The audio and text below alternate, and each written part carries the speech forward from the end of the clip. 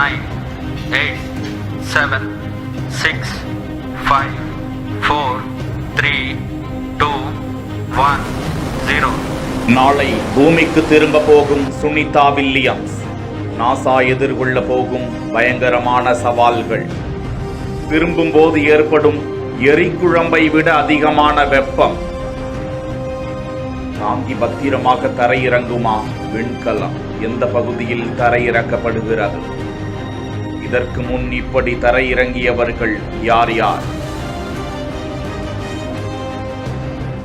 முதலாக நிலவில் தடம் பதித்த நீல் ஆம்ஸ்ட்ராங் நிலவில் தரையிறங்கி ஆய்வு பணிகளை முடித்துவிட்டு அவரோடு இரண்டாவதாக கால் தடம் பதித்த ஆல்ட்ரின் என்பவருடன் 1969ஆம் ஆண்டு அப்பல்லோ 11 விண்கலத்தில் பூமிக்கு திரும்பும் போது 39,000 கிலோமீட்டர் வேகத்தில் அந்த விண்கலம் பயணம் செய்ததாம். பூமியை நோக்கி வரும்போது எதிர்கொள்ளும் காற்றினால் 1650 டிகிரி செல்சியஸில் அந்த விண்கலம் கொதிக்கும் தகிதகிப்பை உணருமா? அது எரிகுழம்பை விட அதிக வெப்பநிலை என குறிப்பிட்டிருக்கிறார்கள்.